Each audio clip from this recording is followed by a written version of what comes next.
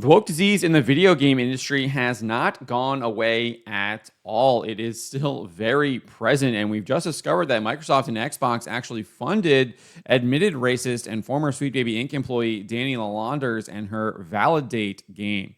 Roll this up over at phantompulse.com. You can find the link in the description below. If you don't remember Lalonders, she came to public attention after she attempted to defend her former employer, Sweet Baby Inc., back in March 2024 and accused gamers of discrimination. Lalonders wrote on March 7th, "I just stopped taking y'all seriously when y'all start running around saying white people can experience racism because I did not suffer through 2020 for y'all to act like you weren't an ally to BLM 4 years later. Posting that tired screenshot of the Google definition of racism, I just don't care anymore." She then admitted to being a racist in response to Riley Man 1080. Riley Man 1080 wrote this, "Haha, so being appropriately called racist is tiresome, huh? You could try not being racist." And Lalonders responded saying, "Yeah, I'm racist, so what now?" She then later said, "If you believe you can be racist towards white people, that makes you racist." She says this, "If you think you can be racist to white people, you literally are." It was then discovered that Lalonders admitted to discriminating against white people while hiring for her game Validate. This follows the 3 laws of the SJW that Vox Day has put out that I've cited in a number of videos in the past, right? The third one being they always project, right? SJWs lie, they double down, and they project. And that's exactly what we saw here. Lalonders accusing gamers of discriminating, and then she admits that she's a racist, and then we find out that she's the one who was actually discriminating for her game. And she admitted this in a presentation for the Game Devs of Color Expo 2021. She said this, "Validate has a team of all people of color. We have no white people on our team. I did that because I wanted to create a safe environment. And I know the best way for the environment to be safe is to be around people who are just like me." So she clearly chose not to have any white people on her team and announced that she did that on purpose. She discriminated against them. She went on and said, "And I'm not saying that white people in the industry are creating unsafe environments. I'm not saying that. That is not what I'm saying." That's literally what she was saying. "I'm saying sometimes it is hard to work with white people because they think that something may be okay, but it was really a microaggression and no one wants to deal with that while you're trying to make a game that they love." After this presentation was clipped and shared to social media by libs of TikTok, Lalonders responded by claiming she did not discriminate against white people. She said this, "Okay, let's address this. In this video, I very clearly stated that the team for Validate is mostly people of color because I wanted to have a team of people who reflected on the game we were working on. If you played Validate, you understand why this was important." That is literally not what she said. Remember, she said Validate has a team of all people of color. We have no white people on our team. So she's clearly now trying to walk back what she said. She's lying.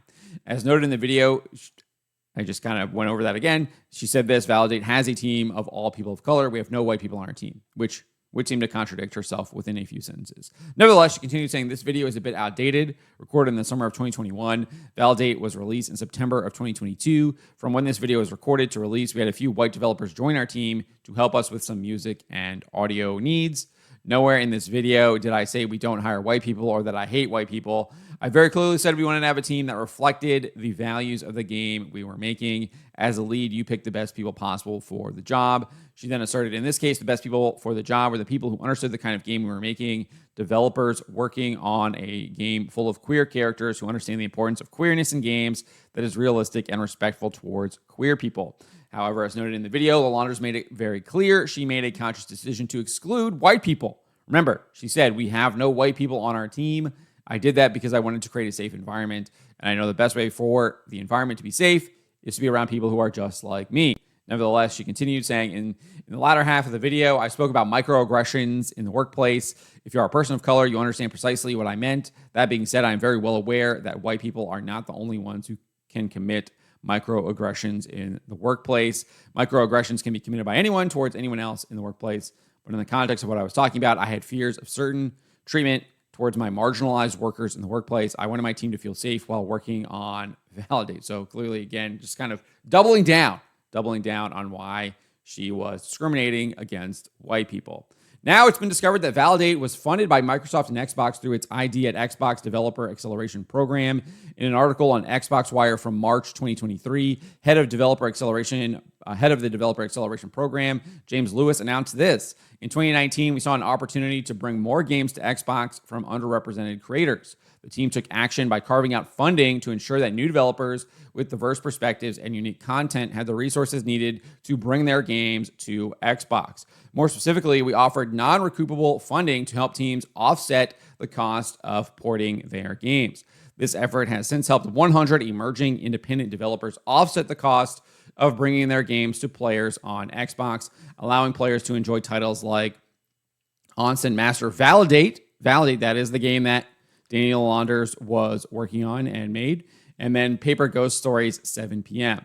Lewis went on to announce the types of individuals the id at Xbox Developer Acceleration Program was made to support. He said this: the types of developers that we seek to support includes, but is not limited to, developers who are led by those from Black, Indigenous, Latino, or LGBTQIA+ communities, women, developers with disabilities, developers from emerging markets, or teams with unique perspectives. This also includes independent developers working on a game that responsibly centers the experience around diverse characters or that prioritizes accessibility. So this whole program is literally made to push woke ideology, fund woke games, and I think at this point, it's to fund discrimination against white people. And this is what Microsoft is engaging in. This is what Microsoft is pushing. This is what Microsoft is funding. In a YouTube video uploaded in March of this year, just a couple of months ago, the company provided more details on the program, saying the Developer Acceleration Program empowers underrepresented creators to bring amazing games to Xbox players around the world. Since 2019, we have heard from hundreds of global teams seeking resources and support to reach the global audience on Xbox. DAP supports developers in three primary ways. We provide funding to offset the cost of porting games to Xbox, so teams with limited resources do not have to decide between polish, marketing, and Xbox development. We provide access to relevant information via webinars and events to help level the playing field for Xbox developers of all experience levels. And we incubate new ideas to ensure that barriers to funding, resources, and networks don't block talented developers with great ideas.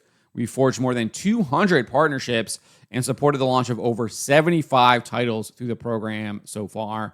We've seen some of the most innovative and inclusive content reach global players on Xbox as a result. So this is what Microsoft and Xbox are doing. It is a totally degenerate company that is obviously funding, pushing woke ideology throughout.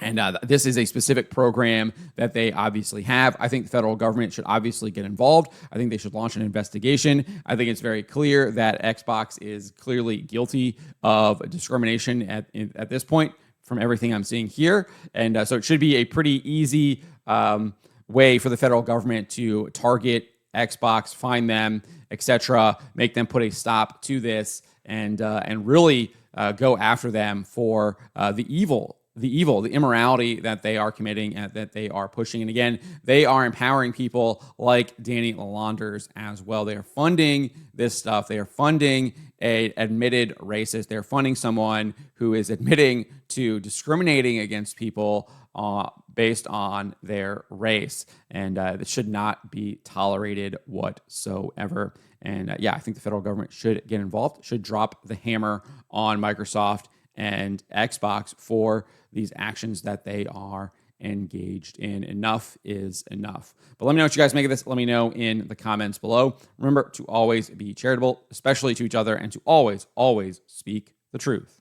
Why would you be afraid of the people? Why are you not afraid of God instead of man?